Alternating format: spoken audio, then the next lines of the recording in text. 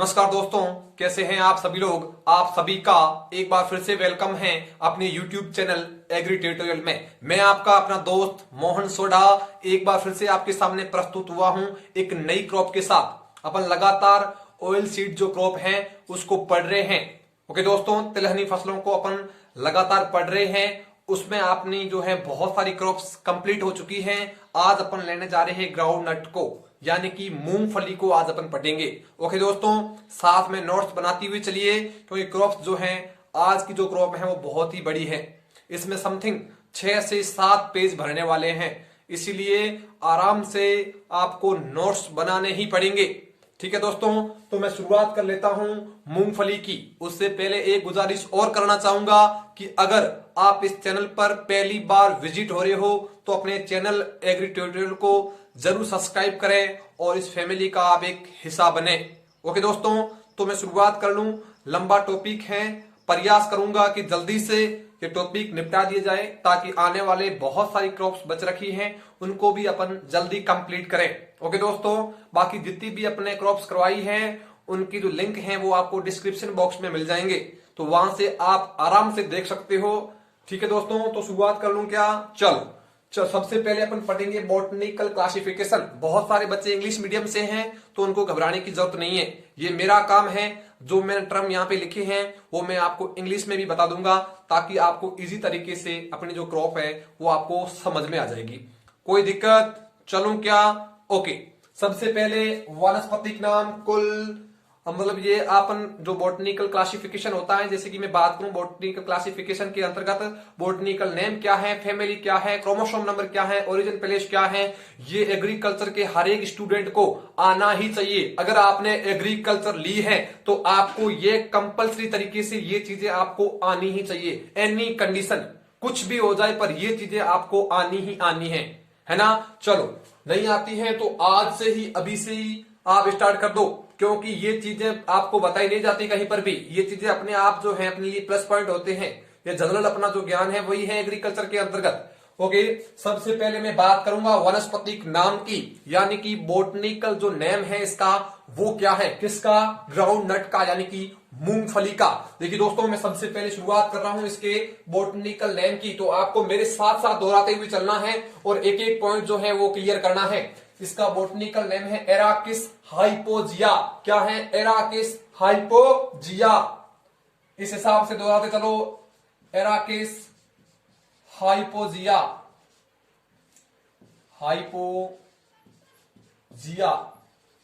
किसका नाम है? आपके मूंगफली का बोटनिकल नेम है। ओके दोस्तों, उसके बाद अगर मैं बात करूं इसकी फैमिली की, यानी कि इसकी कुल की, इसका जो कुल है मूंगफली का ये कौन से कुल के अंतर्गत आती है, तो देखिए दोस्तों जो इसका कुल है वो है आपके लेग्यूमिनेसी। कौन सा कुल है? लेग्यूमिनेसी। अगर भाई साहब लेग्यूमिनेसी ऑप्शन में ना मिले तो क्या करके आना है? तो करके आना है फेबियेसी।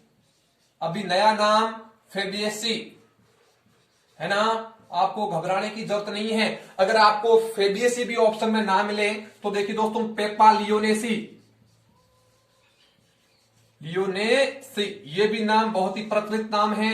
जो अब की बात पेपर आ रहे हैं उसमें ये भी नाम पूछा जा रहा है, तो आपको ये तीनों के तीनों नाम आपको याद करने हैं, लेग्यूमिनेसी, फेबियेसी और पेपालियोनेसी। ओके दोस्तों, उसके बाद आपके गुणसूत्र यानी कि 2n बराबर क्रोमोसोम नंबर कितने हैं ग्राउंड नट के अंतर्गत, तो आपको अच्छी तरीके से याद करना है। तो कितने हो जाएंगे? 40। 2n बराबर कितने दोस्तों? 40 जो है इसमें क्या पाए जाते हैं? गुणसूत्रों की संख्या पाई जाती है। ओके दोस्तों, उसके बाद में बात करूं ओरिजिन प्लेस की, यानी कि इसकी उत्पत्ति कहां से हुई है। जैसे बहुत सारे लोग हैं अलग अलग स्टेटों से बिलोंग करते हैं तो उनका जन्म वहां पे हो जाएगा। उसी प्रकार जो आपके जो मूंगफली है वो कहां से जन्मी, और अपन आप लोग जानते ही हो जो ओरिजिन प्लेस अपन कैसे निकालते हैं, यानी कि अपन बात करें उत्पत्ति स्थल की, तो उत्पत्ति स्थल अपन कैसे डिनोट करते हैं, कैसे पता करते हैं। तो देखिए दोस्तों क्या होता है कि मान लो कोई भी क्रॉप है, एग्जाम्पल के लिए अपन ग्राउंड नट को ही ले लेते हैं। इसकी जंगली प्रजातियां अपने को सर्वाधिक कौन से देश में देखने को मिली और उन जंगली प्रजातियों में कितनी प्रकार की विभिन्नताएं हैं, यानी कि कोई बड़ी दिखाई दे रही है, कोई छोटी है, किसी में फूल लग रहे हैं, किसी में दाना ज्यादा बन रहा है, किसी में कम बन रहा है। तो अधिक प्रकार की विभिन्नताएं हो गई और अलग अलग जंगली प्रजातियां पाई जाती हैं। उसी को अपन क्या करते हैं, जो वैज्ञानिक होते हैं वो उसका जो अपन कह सकते हैं उसका ओरिजिन प्लेस निकालते हैं, ठीक है ना। वो प्राइमरी ओरिजिन प्लेस हो गया। अगर आपसे सेकेंडरी पूछता है तो जहां पे प्रोडक्शन के आधार पर सबसे अधिक उसके हिसाब से भी निकालते हैं, पर अपन को प्राइमरी ओरिजिन ही याद करना है। चलो शुरुआत करें क्या, उत्पत्ति स्थल। उत्पत्ति स्थल कौन सा हो गया, ब्राजील। भाई साहब ये आइए ब्राजील के अंतर्गत, ब्राजील जो है इसका उत्पत्ति स्थल है, इंपोर्टेंट पॉइंट है। जैसे कि ग्लाइसिन मैक्स का था, नाम तो था ग्लाइसिन मैक्स, बहुत सारे बच्चे ग्लाइसिन मैक्स के हिसाब से मैक्सिको ठोक के आ जाते हैं, लेकिन नहीं, उसका जो आपकी ग्लाइसिन मैक्स है, सोयाबीन का उत्पत्ति स्थल चाइना है, जहां से कोरोना जन्मा था, वहीं से। ओके दोस्तों, उसके बाद अगर मैं बात करूं परागण की, यानी कि इसमें पोलिनेशन कौन सा पाया जाता है, तो आपके मूंगफली के अंतर्गत सेल्फ पोलिनेशन पाया जाता है। और इसके जो फूल होते हैं वो निषेचन के बाद आपके सुबह 6 से लेके 8 बजे के मध्य खुलते हैं। पॉइंट नोट कर लेना। ओके दोस्तों, उसके बाद मैं बात करूं अंकुरण की, यानी कि इसमें जर्मिनेशन सीड कौन सा पाया जाता है। जर्मिनेशन सीड मैंने 2 प्रकार के बता रखे हैं, एक तो है इपीजियल और एक है हाइपोजियल। इसमें कौन सा पाया जाता है दोस्तों, तो इसमें पाया जाता है इपीजियल। इपीजियल आपको डिनोट करना है, पॉइंट एक एक क्लियर होगा तभी जाके मजा आएगा, नहीं तो मजा नहीं आएगा। क्यों नहीं आएगा, क्योंकि बहुत सारी चीजें रह जाएगी। ओके दोस्तों, उसके बाद अगर मैं बात करूं इसमें तेल की, बहुत सारे स्टूडेंट कंफ्यूज करने वाली बात यही, मूंगफली के अंतर्गत लाखों बार क्वेश्चन पूछा गया।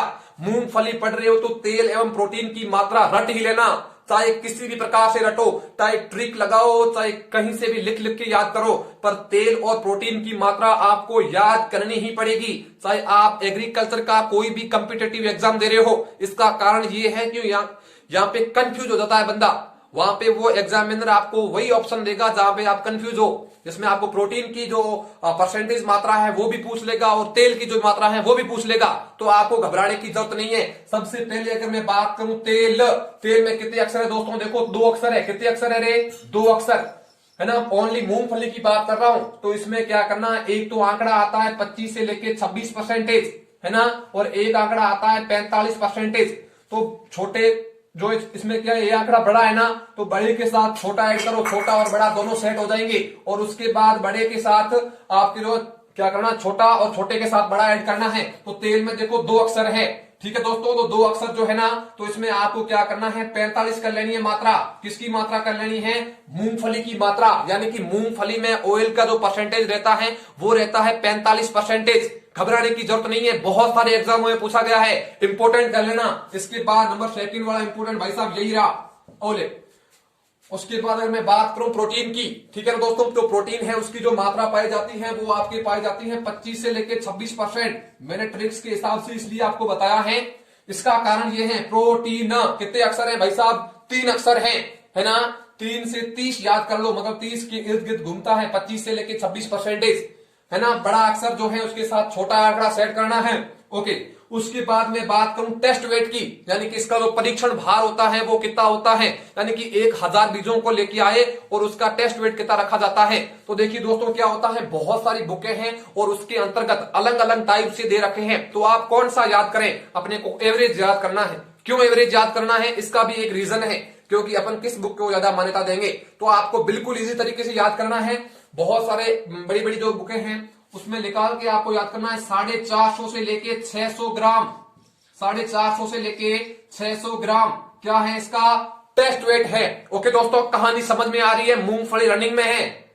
अरे पॉइंट क्लियर हो रहे ना, कमेंट करके जरूर बताएं कैसी लग रही है अपनी क्लासेज, है ना। ओके, उसके बाद अगर मैं बात करूं इसके फल की, यानी कि इसका जो फ्रूट है उसको किस नाम से जाना जाता है ना दोस्तों, तो इसके जो फल है इसको अपन कहते हैं लोमेंटम, सॉरी नट कहते हैं, नट क्या कहते हैं दोस्तों, नट कहा जाता है इसके फ्रूट को।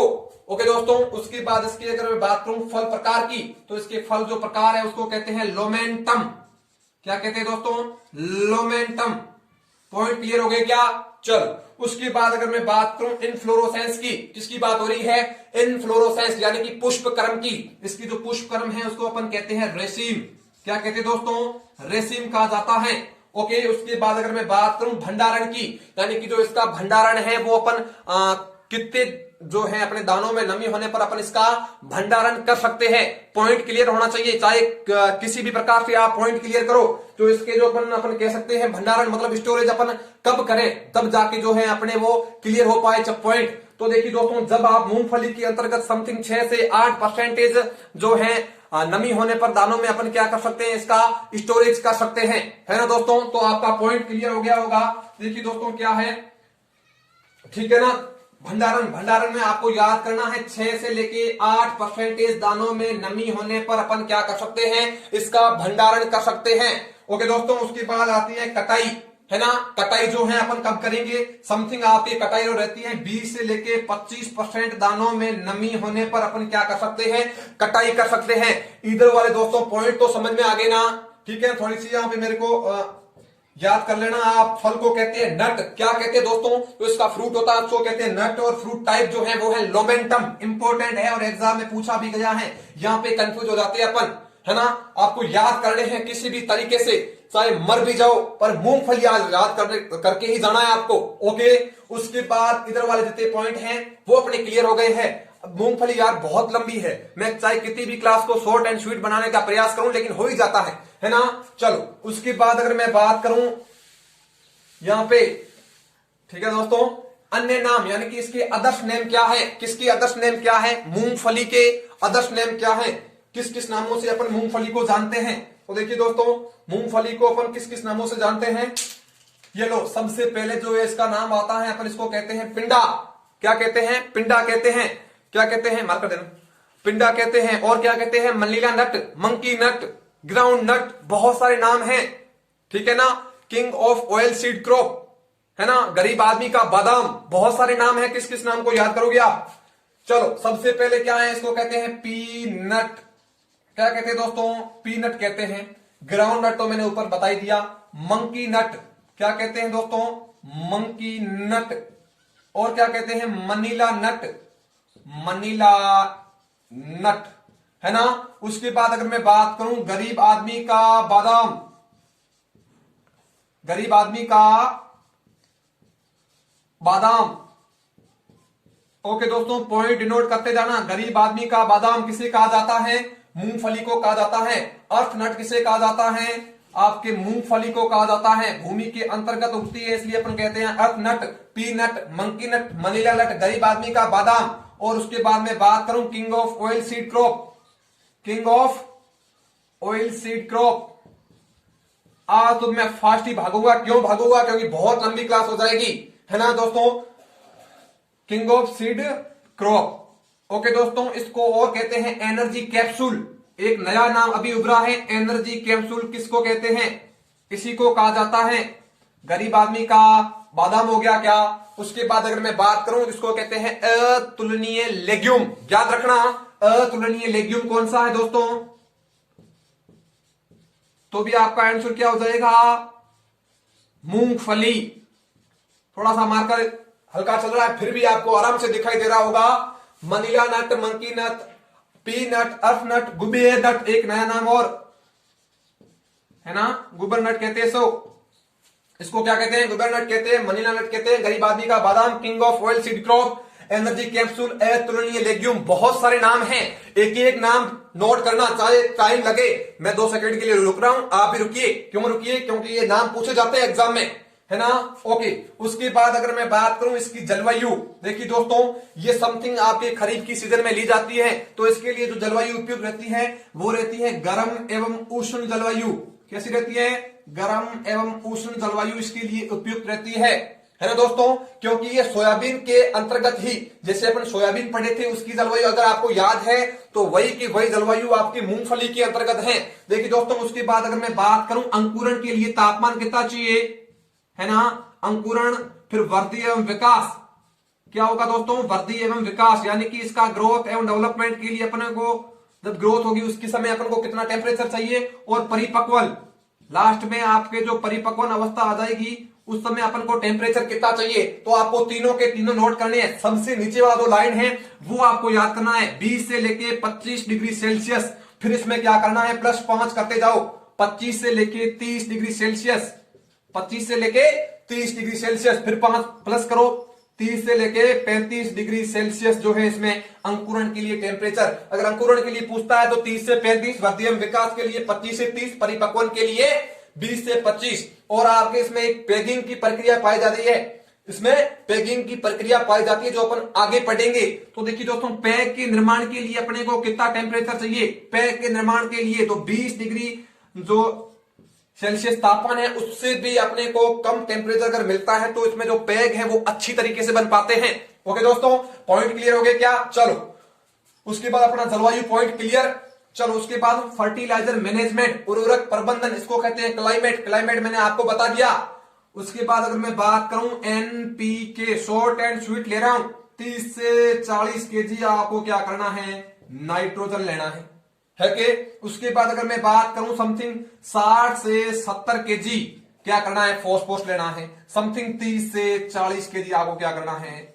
फॉस्फोरस लेना है। अगर नाइट्रोजन के लिए आप किसी भी उर्वरक का यूज कर रहे हो तो उसमें आपके जो इंपॉर्टेंट रहता है वो रहता है अमोनियम सल्फेट।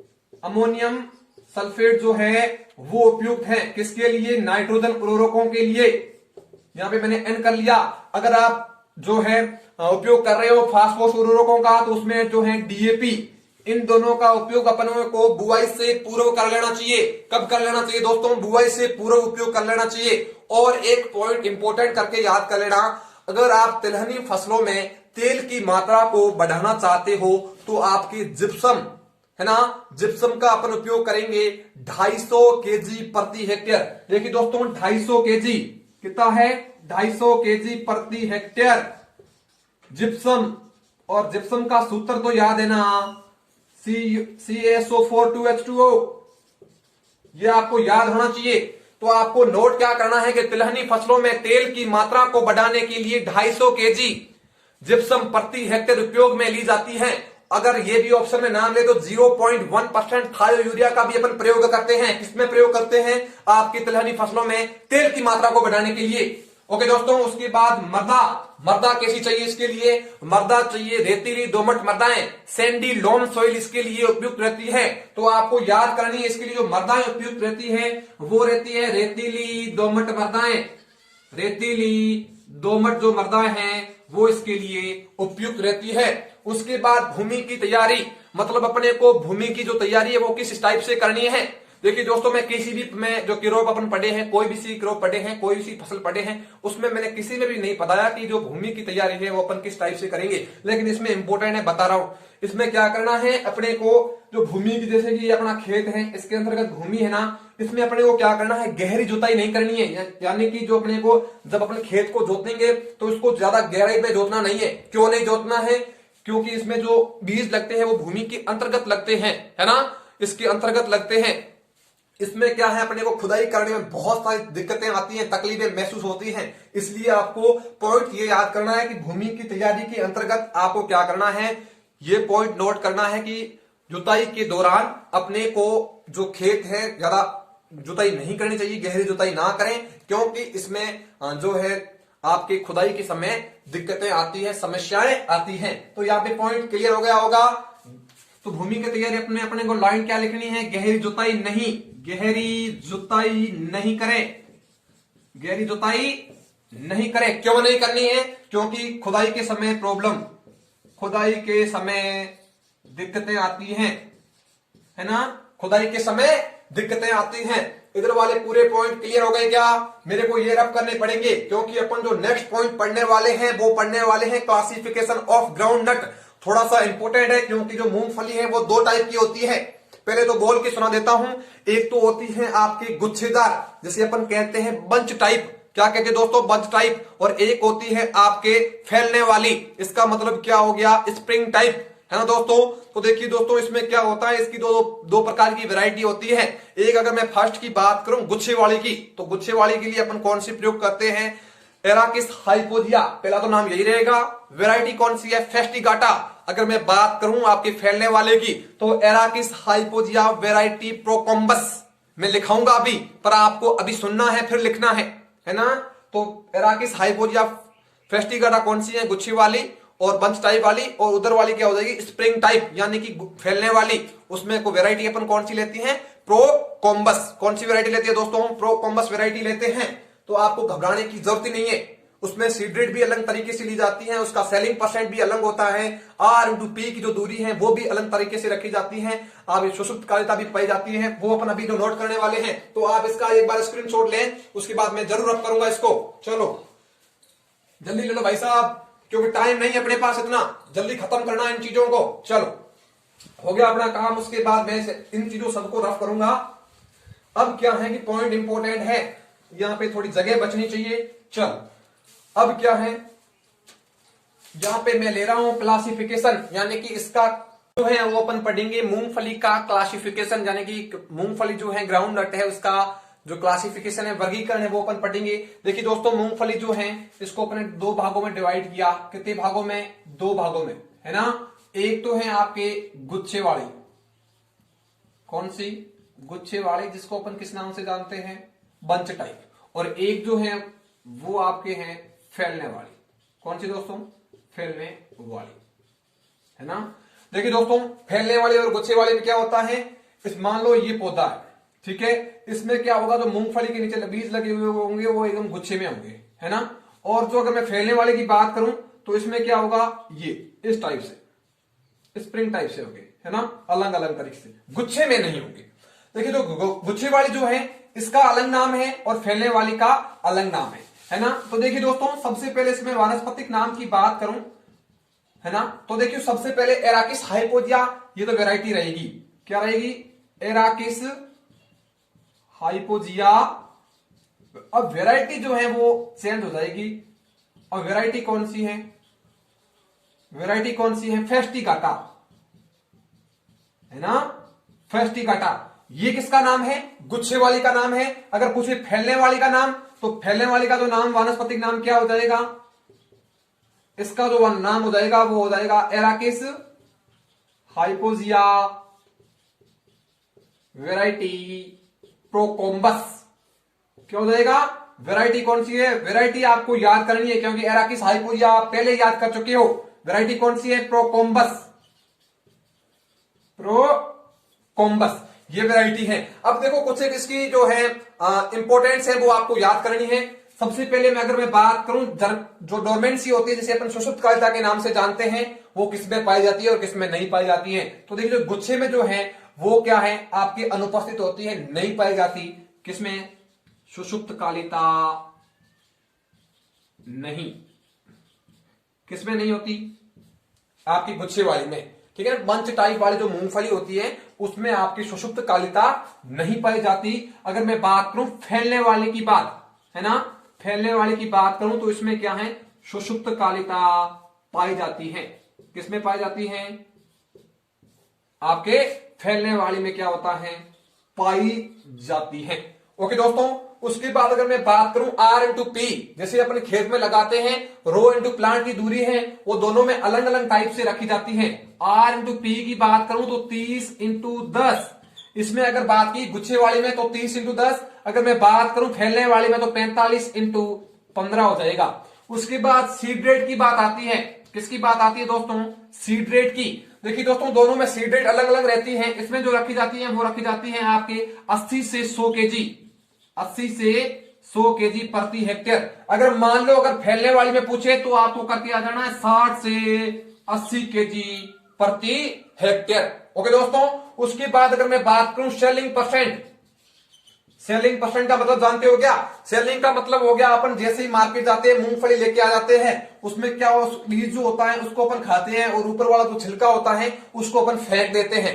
ओके दोस्तों, तो इसमें जो गुच्छे वाली में है, जो छिलका होता है, जो बचत, जैसे अपन गंदगी के नाम से भी जानते हैं, वो जो गंदगी होती है उसे अपन सेलिंग के नाम से जानते हैं। इसमें जो सेलिंग परसेंट होता है वो होता है समथिंग 70%, यानी कि रेशियो की बात करें तो 7:3, मतलब आपके 30% तो क्या है बीज में रहता है और 70% जो वो है वो ऊपर से गंदगी रहती है। अगर इसमें बात करूं तो 65 से 70%, है ना, सेलिंग परसेंटेज का कितना है?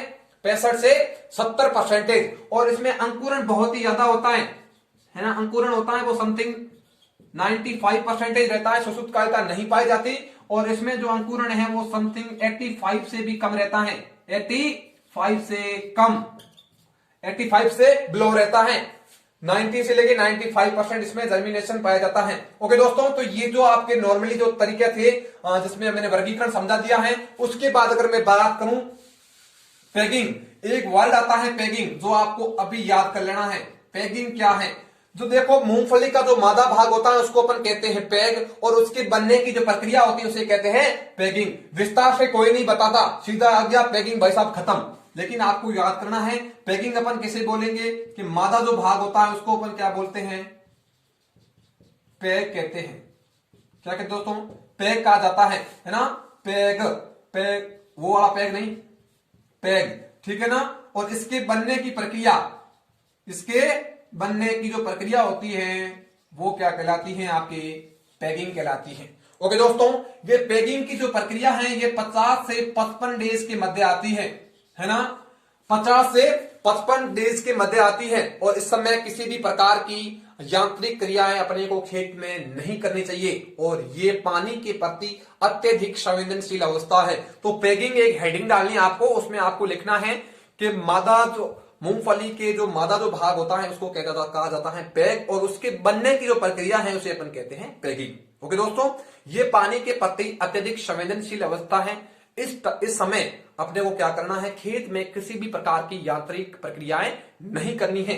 ओके दोस्तों, उसके बाद अगर मैं बात करूं रसायन की, रसायन भी इंपॉर्टेंट है, एक एक पॉइंट स्टार करते चलना। पहले पैगिंग को करना था, अब रसायन को करना है। देखिए जो ग्राउंड नट है इसके अंतर्गत आपके आरडी नामक एक इंपॉर्टेंट रसायन पाया जाता है ना? कौन सा रसायन पाया जाता है? आरडी नामक रसायन पाया जाता है। और जो इसकी जो खली होती है ना मूंगफली की, इसमें समथिंग 7.2% नाइट्रोजन की मात्रा होती है, जो कि सर्वाधिक जितनी भी खलियां हैं उन सब में सबसे अधिक खली किसकी? मूंगफली की खली में होती है, मूंगफली की खली में होती है। और इसको अपन अगर दुधारू पशुओं को खिलाते हैं, किसको? दुधारू पशु, यानी कि जो दूध देने वाले पशु हैं उनको अगर खिलाते हैं तो समथिंग 35% आपके दूध में क्या होता है? बढ़ोतरी होती है। तो आपको पॉइंट ये नोट करना है, अगर आपसे पूछे कि मूंगफली में रसायन कौन सा है तो आपका आंसर होना चाहिए आरडी। और क्या है? इसकी जो खली रहती है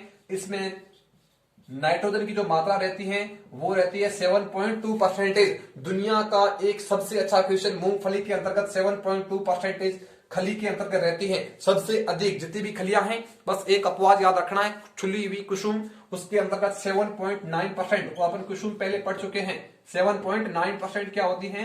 नाइट्रोजन की मात्रा होती है। लेकिन अपवाद नहीं पूछते, ये क्वेश्चन बार बार एग्जाम में पूछा जाता है, तो आपको चीजें नोट करनी है। देखिए दोस्तों, क्या है? आरडी नामक एक रसायन पाया जाता है, और उसकी खली में 7.2% आपके जो है पाई जाती है नाइट्रोजन की मात्रा, और दुधारू पशुओं को खिलाने पर आपके 35% दूध जो है उसकी मात्रा में वृद्धि हो जाती है। अब जो है वो आपके इसी तरीके से अपने नॉर्मली तो टॉपिक क्लियर किए हैं। उसके बाद आपके कीट एवं रोग जो है वो बच रहे हैं, वेराइटीज बच रही हैं, थोड़ा बहुत चैप्टर और बच रहा है, उसको अपन कंप्लीट करेंगे। तो इसका आप एक बार स्क्रीनशॉट जरूर लें, और जस्ट में इसके बाद इसको रफ करके वापिस अपन नेक्स्ट। ओके दोस्तों, अब जो है अपन मूंगफली लगातार रनिंग में पढ़ रहे थे, बहुत सारे पॉइंट मैंने क्लियर कर लिए हैं, कुछ एक जो चंद पॉइंट बच रहे हैं वो आज अपन थोड़ी सी देर में कंप्लीट करने के बाद अपनी पूरी क्लास को अटैच कर लेंगे, उसके बाद आपको मिल जाएगी। ओके दोस्तों, सबसे पहले मैं बात कर रहा हूं रोग की, है ना? मुख्यतः इसमें कौन कौन से रोग लगते हैं? एक रोग लगता है टिक्का, मूंगफली का टिक्का रोग इंपॉर्टेंट है और एग्जाम में बहुत सी बार पूछा गया है। तो सबसे जो फर्स्ट नंबर जो रोग मैं ले रहा हूं वो है आपकी टिक्का रोग, है ना? और इंग्लिश में भी इसको बोलते हैं टिक्का रोग, है ना? ये किसके द्वारा होता है? फफूंद के द्वारा होता है। किसके द्वारा? फफूंद के द्वारा होता है। टिक्का जो रोग है ये दो टाइप का होता है, एक तो जल्दी आ जाता है और एक लास्ट सीजन के अंतर्गत आता है। जो जल्दी आ जाता है मतलब बहुत पहले, ठीक है ना? जल्दी वाले का अलग नाम है, और जो देरी से आता है उसका अलग नाम है। ये दोनों ही नाम एग्जाम में पूछे गए हैं, है ना? तो जो जल्दी आता है उसका क्या नाम है वो आपको याद करना है। इसका नाम है सर्कोस्पोरा एराचिडिकोला, सर्कोस्पोरा एराचिडिकोला, ये इसका नाम आपको अभी नोट करना है, एराचिडिकोला। सर्कोस्पोरा एराचिडिकोला जो है इसका नाम है, जो जल्दी आता है टिक्का रोग, है ना। उसके बाद अगर मैं बात करूं देरी से आने वाले जो टिक्का रोग है उसको अपन किस नाम से जानते हैं, सर्कोस्पोरा पर्सोनाटा, पर्सोनाटा। अब देखिए दोस्तों क्या होता है, जो पर्सोनाटा मतलब कल के बाद क्या आने वाला है, परसों आने वाला है, मतलब देरी से आने वाला है, तो आप इस हिसाब से भी याद कर सकते हो, सर्कोस्पोरा परसों जो नाटा है वो देरी से आता है। ओके दोस्तों, तो ये एक फफूंद जनित रोग है, ठीक है। उसके बाद अगर मैं बात करूं नंबर सेकंड रोग की, तो एक जो आपके रोग लगता है कॉलर रोग, है ना, कॉलर रोग। ये जो रोग है ना, इससे क्या होता है, जैसे अपन ने बात की, ये कोई मूंगफली का पौधा है और ये इसका कॉलर भाग है ना, तो जो भूमि से सटा हुआ होता है उसको अपन कहते हैं कॉलर भाग। ये क्या है, कॉलर भाग नष्ट कर देता है, उसको अपन क्या कहते हैं, कॉलर रोग कहते हैं। ये किसके द्वारा होता है, फफूंद के द्वारा होता है। इसमें क्या होता है, जो आपके भूमि से सटा हुआ जो कॉलर भाग है वो नष्ट हो जाता है, इसीलिए अपन इसको ले रहे हैं। ओके दोस्तों, उसके बाद नंबर थर्ड की मैं बात करूं, तो नंबर जो थर्ड रोग है वो आपके है तंबाकू मोजेक वायरस, मोजेक वायरस। ये आपके रोग होता है विषाणु जनित रोग है, मतलब वायरस के द्वारा होता है। तो तीन रोग मैंने आपको बताए, टिक्का रोग, टिक्का रोग एक जल्दी आता है और एक देरी से आता है। जल्दी वाले को क्या कहते हैं, सर्कोस्पोरा एराचिडिकोला। उसके बाद अगर देरी से आ रहा है उसको अपन कहते हैं सर्कोस्पोरा पर्सोनाटा। उसके बाद कॉलर रोग, इसमें ये भी फफूंद के द्वारा होता है, और ऊपर वाला टिक्का जो रोग है वो भी फफूंद के द्वारा होता है। ओके दोस्तों, तो इसमें जो कॉलर रोग है, जो भूमि से सटा हुआ जो होता है ना कॉलर भाग पौधे का, वो नष्ट हो जाता है, इसकी मुख्य विशेषता ये रहती है। उसके बाद तंबाकू मोजेक वायरस या फिर येलो मोजेक वायरस, पीतशिरा मोजेक जिसे अपन कहते हैं, एक रोग ये है। ओके दोस्तों, उसके बाद अपना जो नेक्स्ट पॉइंट है वो है सिंचाई। अपन किस किस स्टेज पे जो है वो इरिगेशन करें, जो अपनी सिंचाई है वो अपनी क्रिटिकल स्टेज जो है इंपॉर्टेंट रहती है। ओके दोस्तों, तो सबसे पहले अगर मैं बात करूं तो आपको क्या करना है, फूल आते समय आपको क्या करना है, सिंचाई देनी है, यानी कि फ्लावरिंग के समय सिंचाई करनी है, फूल आते समय। ओके दोस्तों, उसके बाद आपके पैगिंग अवस्था, है ना, जैसे मतलब पैग बनेंगे उस समय आपको सिंचाई करनी है। नंबर सेकंड हो गई क्रिटिकल स्टेज। उसके बाद अगर मैं बात करूं तो फलियों में जैसे दाने बनते समय, है ना, दाने बनते समय आपको स्टेज करनी है। अगर आपसे पूछे कि जो इसकी इंपॉर्टेंट जो क्रिटिकल स्टेज है, क्रांतिक अवस्था है, वो कौन सी है, पैगिंग है। ये क्या है दोस्तों, क्रांतिक अवस्था है, जिसको अपन इंग्लिश में कहते हैं क्रिटिकल स्टेज। समझ में तो आ रहे ना पॉइंट। एग्रीकल्चर सुपरवाइजर की तैयारी करने वालों याद कर लेना, क्वेश्चन यहां से पुटअप होगा। मैं पहले ही क्लियर करा दूं कि मूंगफली की प्रमुख क्रांतिक अवस्था है पैगिंग। ओके, उसके बाद अगर मैं बात करूं तो आपकी जो जैसे साउथ साइड अपन क्या करते हैं, मूंगफली को उगाते हैं, तो वहां की मृदाएं जो वो कैसी है, काली मृदाएं हैं। कैसी दोस्तों, काली मृदाएं हैं। काली मृदाओं के लिए अपन कौन सी विधि यूज करते हैं सिंचाई के लिए, क्यारी विधि। ये क्या है, क्यारियां बनाकर अपन क्या करेंगे, मूंगफली को जो है अपन जो कह सकते हैं उसको अपन जल उपलब्ध करवाते हैं। और अगर मैं बात करूं जो पश्चिमी क्षेत्र है, जैसे राजस्थान की बात कर लें, हरियाणा की बात कर लें, यूपी की बात कर लें, यहां पर भी मूंगफली उगाई जाती है। और जो रेतीली मृदाएं हैं मुख्यतः राजस्थान के अंतर्गत पाई जाती है, और राजस्थान में भी आपके मूंगफली उगाई जाती है। ओके दोस्तों, तो उसमें अपन कौन सी विधि प्रयोग करते हैं, फुहारा विधि। तो आपको याद करनी है, फुहारा जो विधि है वो किसमें उपयोग में ली जाती है, अपन कह सकते हैं रेतीली मृदाओं में। क्रिटिकल स्टेज 3 है, फूल आते समय, पैगिंग और दाना बनते समय। ओके दोस्तों, उसके बाद अपना नेक्स्ट जो पॉइंट है वो है कड़वापन, है ना। अब देखो, जो कभी कभी आप मूंगफली खाते हो उसमें क्या है, जैसे आपने मूंगफली खाई तो मूंग के अंतर्गत एकदम खट्टापन महसूस हो जाता है, बहुत ही कड़वी होती है मूंगफली। इसका क्या कारण है, इसका दोस्तों एक कारण है, जैसे ही दाने के अंतर्गत 8% से अधिक नमी होने पर, नमी कितनी होगी, 8% से अधिक नमी होने पर, मैंने क्या बताया था, जब अपन भंडारण करेंगे तो उस समय आपकी जो नमी रहनी चाहिए वो रहनी चाहिए 6 से लेके 8% तक। अगर 8% से अधिक जो है आपके नमी है तो उसमें एक फफूंद का निर्माण होता है। उस फफूंद का नाम क्या है, पूछा गया है एग्जाम में, तो उसका नाम है एस्परजिलस फ्लेवेंस। क्या है दोस्तों? एस्परजिलस फ्लेवेंस। एस्परजिलस फ्लेवेंस के द्वारा क्या होता है, आपके जो मूंगफली है उसमें कड़वापन उपलब्ध करवाया जाता है, या फिर इसके द्वारा कड़वापन जो है लाया जाता है। किसके द्वारा? तो आपको याद करना है, मूंगफली की जो फली है, जो मूंगफली है उसके अंतर्गत 8% से अधिक नमी होने पर इसमें एक फफूंद का निर्माण होता है जिसका नाम है एस्परजिलस फ्लेवेंस। इसके द्वारा क्या होता है, मूंगफली में कड़वापन जो है वो लाया जाता है। थोड़े से रोगों के पास पीछे आओ। ये विषाणु जो रोग है ये आपके सफेद मक्खी के द्वारा फैलाया जाता है। किसके द्वारा दोस्तों? सफेद मक्खी के द्वारा फैलाया जाता है। अब जो कॉलर रोग है ना, ये एक फफूंद के द्वारा फैलाया जाता है जिसका नाम क्या है? Aspergillus Niger. क्या दोस्तों? Aspergillus Niger. मेरे को इस हिसाब से याद आ गया। देखो दोस्तों, यहां पे क्या है? एस्परजिलस फ्लेवस और यहां पे है एस्परजिलस नाइगर। तो देखिए दोस्तों, इसका इंपोर्टेंट कर लेना क्योंकि दोनों ही नाम सेम टू सेम हैं और एग्जाम में पूछे भी जाते हैं। देखो, जो कॉलर रोग है फफूंद के द्वारा आता है। फफूंद का नाम क्या है? Aspergillus niger. Point complete. कड़वापन किसके द्वारा हुआ? कड़वापन हुआ 8% से अधिक नमी होने पर इसमें आपकी जो है फफूंद बनती है। फफूंद का जो नाम है वो है एस्परजिलस फ्लेवेंस, है ना। उसके द्वारा क्या होता है, इसमें कड़वापन आ जाता है। ओके दोस्तों, ये जो आपके तंबाकू मोजेक वायरस या फिर अपन पीत सिरा मोजेक जो वायरस है वो किसके द्वारा फैलाया जाता है?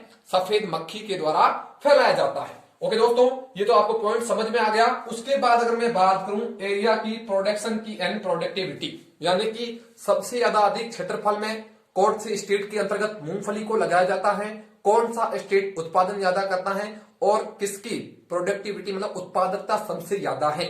ओके दोस्तों, तो उत्पादकता का मतलब यह हो गया कि प्रति हेक्टेयर उपज कितनी प्राप्त हो रही है, उसको अपन उत्पादकता कह देते हैं। तो देखिए दोस्तों, सबसे पहले एरिया की बात करूं तो गुजरात जो राज्य है उसके अंतर्गत सर्वाधिक जो है आपके सर्वाधिक इसका एरिया है। अगर मैं बात करूं प्रोडक्शन की तो आपके गुजरात चला जाएगा, मतलब सबसे ज्यादा उत्पादन भी कौन करता है? गुजरात करता है। लेकिन प्रोडक्टिविटी यानी कि उत्पादकता सबसे ज्यादा किसकी है? तमिलनाडु की है। किसकी दोस्तों? तमिलनाडु की। पॉइंट एक एक नोट करना। एरिया किसका है मतलब क्षेत्रफल किसका है? गुजरात का है। प्रोडक्शन कौन करता है? गुजरात करता है। प्रोडक्टिविटी किसकी है? तमिलनाडु की। यह तो हो गई नंबर फर्स्ट की। उसके बाद अगर मैं बात करूं नंबर सेकंड पे है आपके आंध्र प्रदेश। कौन है दोस्तों? आंध्र प्रदेश। और उसके बाद नंबर थर्ड की बात करूं कर्नाटका। ये जो नंबर इनका एरिया मतलब सबसे ज्यादा गुजरात में सबसे ज्यादा एरिया है, उसके बाद आंध्र प्रदेश और उसके बाद कर्नाटका। और प्रोडक्शन सबसे ज्यादा गुजरात करता है, उसके बाद तमिलनाडु करता है और लास्ट में जो है आपके कर्नाटक। ये क्या है? इधर वाला मामला सेट हो गया। प्रोडक्शन में कौन आगे है? गुजरात। गुजरात के बाद तमिलनाडु, तमिलनाडु के बाद कर्नाटक। और उसके बाद अगर मैं बात करूं आपके अपन कह सकते हैं जो प्रोडक्टिविटी में कौन आगे है? नंबर सेकंड पे पंजाब कायम है और नंबर थर्ड पे एपी यानी कि आंध्र प्रदेश। ओके दोस्तों, ये तो बात होगी आपके प्रोडक्शन की। अगर मैं राजस्थान की बात करूं, जो सुपरवाइजर की तैयारी कर रहे हैं उनको एक पॉइंट नोट करना है कि राजस्थान के अंतर्गत बीकानेर में एक जगह है। कहां पे दोस्तों? बीकानेर, है ना। बीकानेर में एक जगह है जहां का नाम है लूणकरणसर। लूणकरणसर, है ना। लूणकरणसर एक जगह है जहां पे सबसे अच्छी क्वालिटी की और सबसे ज्यादा मात्रा में मूंगफली आपके पैदा की जाती है। इसलिए आपके जो है लूणकरणसर को आपके कहा जाता है राजस्थान का जूनागढ़।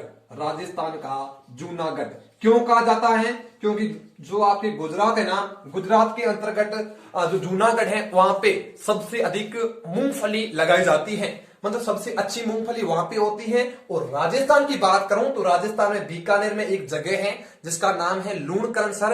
लूणकरणसर में सबसे अच्छी क्वालिटी की और सबसे अधिक मूंगफली यहां पे होती है लूणकरणसर में, इसलिए इसको कहते हैं राजस्थान का जूनागढ़।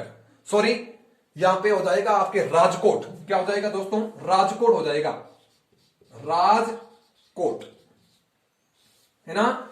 राजस्थान का राजकोट किसे कहते हैं? लूणकरणसर को। जूनागढ़ तो यहां का संस्थान है। थोड़ा सा मैं नोट कराते कराते आपको भूल गया था। जूनागढ़ में क्या है? राष्ट्रीय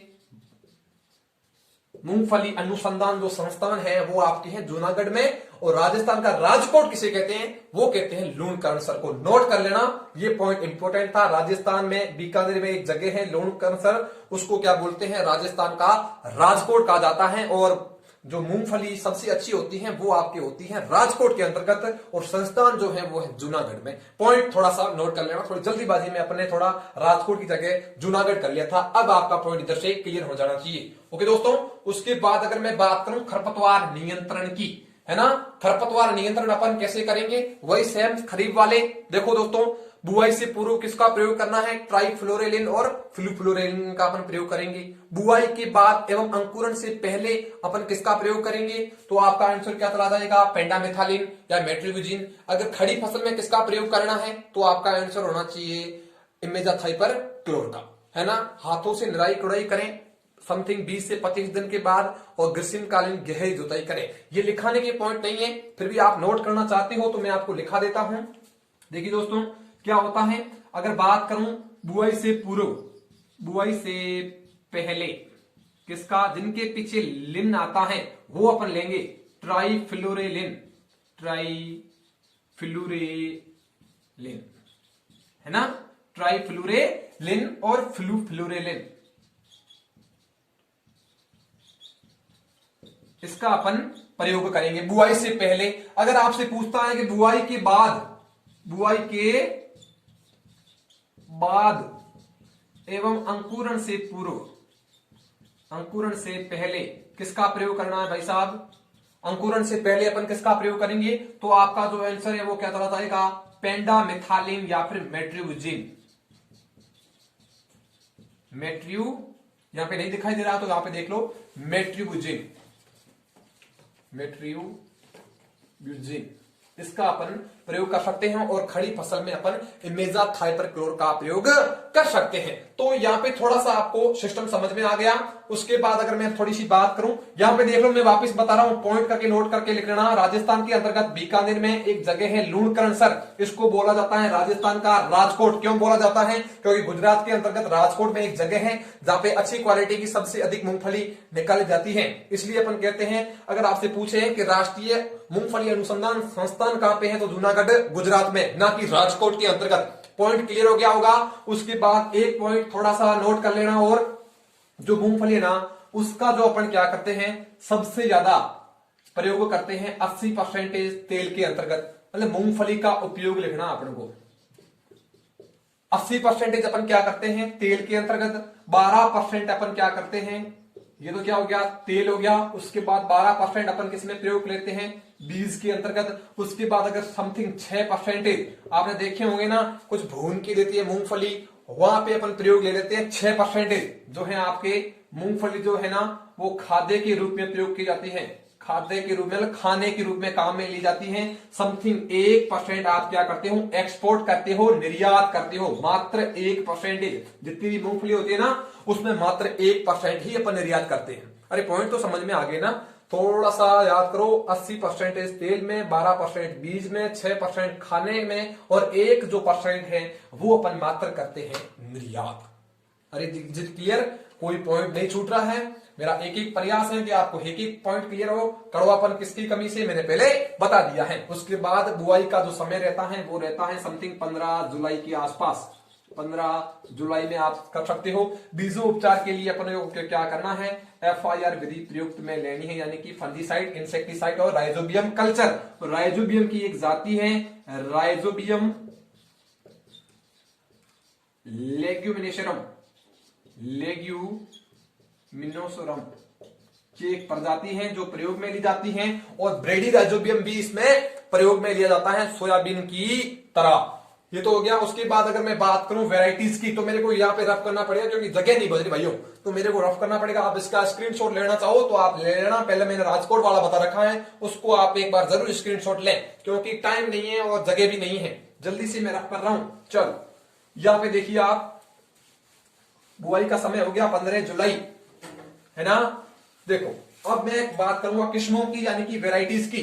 वेराइटीज में मैं क्या करूंगा, सबसे पहले मैं लूंगा आपके गुच्छे वाली, यानी कि बंच टाइप गुच्छे वाली, है ना। और इधर मैं ले रहा हूं रेतीली, फैलने वाली,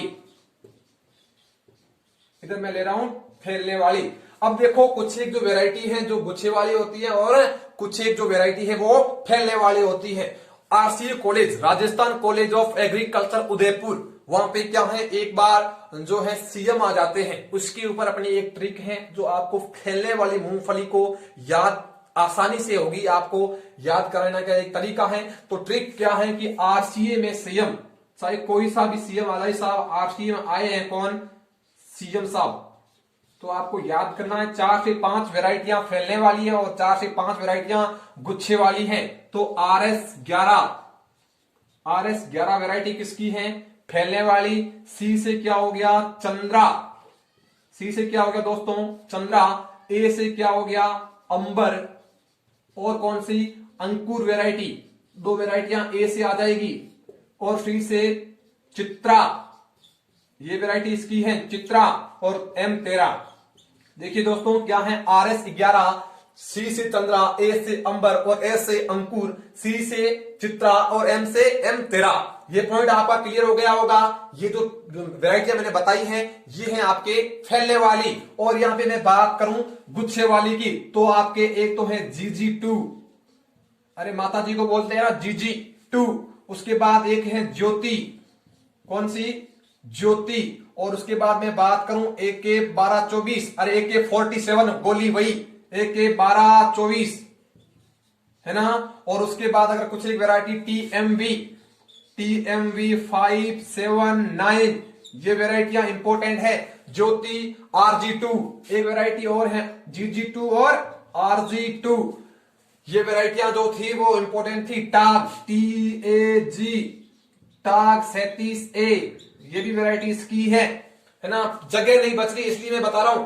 और तो कुछ एक वेराइटी अपनी नहीं बच रही है, समथिंग जो है वेराइटी वाला मामला भी खत्म हो गया है। ज्योति मैंने वेराइटी करा दी है T32, एक वेराइटी आप ये भी नोट करें, तो क्योंकि बहुत सारे एग्जामों में खूब सारी वेराइटी पूछी गई है और भगवान भी भरोसा रखिए जो अपन पढ़ रहे हैं वही आएगी। उसके बाद अपना सबसे लास्ट एंड फाइनल पॉइंट आया है, कौन सा, इल्ड कितनी लेंगे अपन, जो गुच्छे वाले जो है उसकी अपन उपज लेते हैं समथिंग 10 से लेके 20 क्विंटल प्रति हेक्टेयर, यानी कि अपने को जो उपज प्राप्त होती है गुच्छे वाली मूंगफली की वो होती है 10 से लेके 12 क्विंटल प्रति हेक्टेयर। अगर बालो जो फैलने वाली है इसकी कितनी हो जाएगी, 15 से लेके 17 क्विंटल प्रति हेक्टेयर।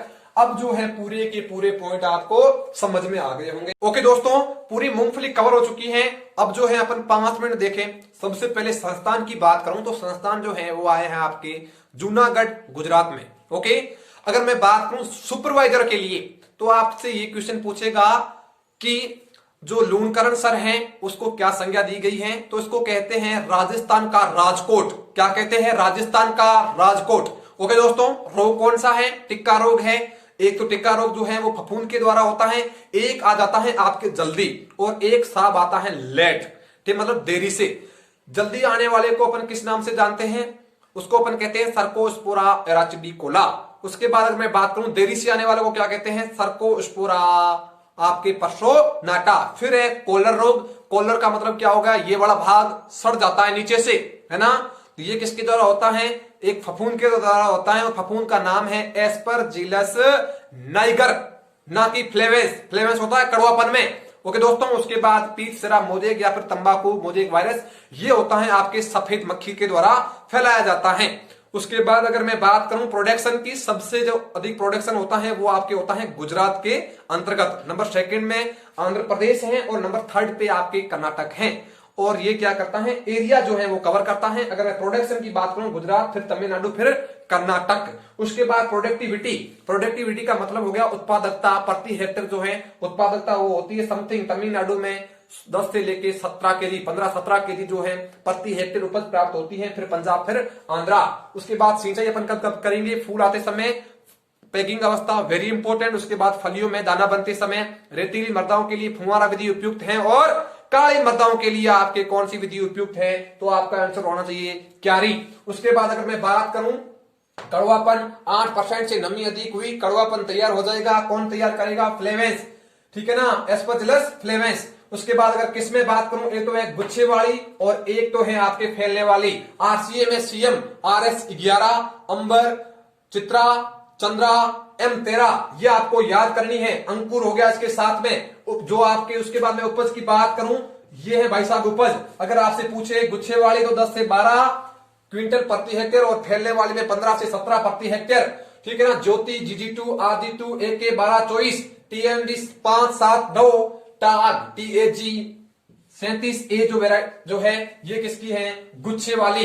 ये जो पूरी की पूरी वेराइटियां थी, जो आपकी इंपोर्टेंट वेराइटियां थी, वो हो गई कंप्लीट। एक वेराइटी लास्ट में और लिख लेना, JL 24 जो वेराइटी है वो भी किसकी है? आपकी गुच्छे वाली की है। ओके दोस्तों, जो वहां पे जो करेक्शन था वो आप कंप्लीट कर लेना। राजस्थान का राजकोट लूण करंसल। ठीक है दोस्तों, मिलता हूं नेक्स्ट क्रॉप के साथ, तब तक के लिए